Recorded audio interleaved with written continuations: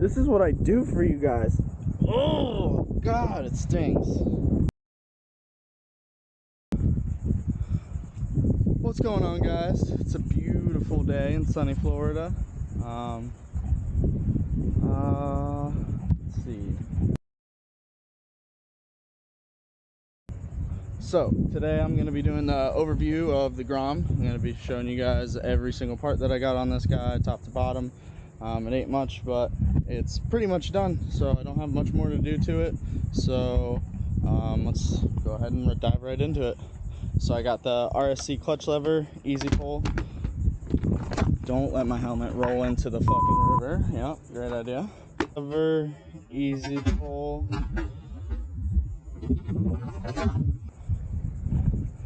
Back to this. So I got the RSC clutch lever, easy pull. Everybody loves this guy. I do too. It's super easy to pull. My only gripe about it is I have really small hands and it sticks out really far on the bars.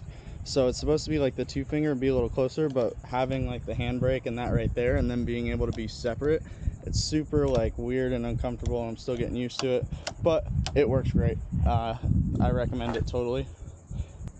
Number 2, I have the Brembo. I got the RSC, so you got the ratio click system. You can adjust the pivot point right there, and then you have the dial in here. You take this guy off, a little screwdriver, you can flip it to adjust the from a 16 to 18, so you can make it stronger, more performance like, or you can make it softer, more feel. I personally like the 16 on it. I think the 18 is a little bit strong, but I'm also running a super strong caliper for the Grom. Running a dual caliper. Everybody says to run like the Brembo P34, P32, whatever. So if you are going to go ahead and build one, I recommend doing it like that. But when I went and I bought this bike, it had already came with this custom setup, and I wasn't going to go and dive 300 into that and then 100 into the caliper, 100 in, so I didn't really want to go ahead and redo everything. I did end up redoing this and redoing Handbrake, so story of my life. I guess I went and should have just done it all, but you live and you learn. So I got that set up. I have the KLX DRZ 110s. I like the taller, more wider feel, more dirt bike feel, because I grew up riding dirt bikes, so it's just easier for me, especially when you're doing wheelies, to have it a little bit higher rather than a little bit closer. I feel like it gives you a little more pull side to side.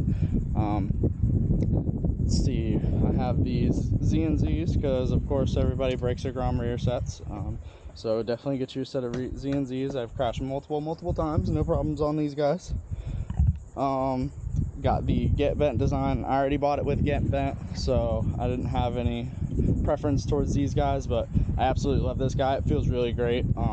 So if you're thinking about going and getting one, they're pretty cheap too. They're not super expensive, so go ahead and snag you one. Let's see, I got the axle sliders down at the bottom. Pretty much a waste of time since your handlebars are going to eat, and your subcage are going to eat most of it anyway. Let's see, oh, custom exhaust. Super custom. No one's going to have the same exhaust that I do because I had a shop. So when I bought this bike, they had the exhaust high mounted right here, so I wasn't able to use the subcage. So I was like, whoa, what the fuck am I supposed to do with that? So I took it to a shop and I was like, literally cut that shit off, throw it under here. I was like, that's a great idea. It'll keep everything out of the way. It's a nice little tire warmer. No, it is a terrible idea because now I have no clearance on the bottom right here. So if I ever go to jump up a high curb or something, I'm gonna get stuck. I'm gonna have to really like pop it up and jump over. Terrible idea. But you live and you learn. We figure things out as we go. That's the story of the stunt life. Also up here, forgot to mention, when I originally redid the bars and everything, I went with the easy pull throttle tube, but I went ahead and I switched that back because I like it being more smooth and more consistent, especially down in like the low RPMs, whereas the quick pull throttle is super choppy. So when you're trying to like slow down and coast back, you're constantly finding like a chop and a brake, a chop and a brake, whereas like you could just be right on the brake and just be smooth on the gas. So it just works a little bit better for me.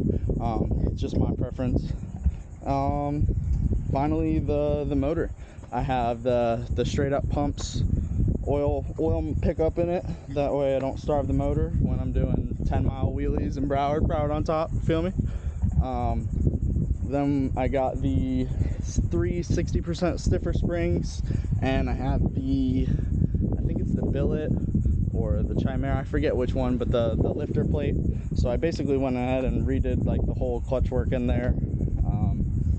But I absolutely love this thing.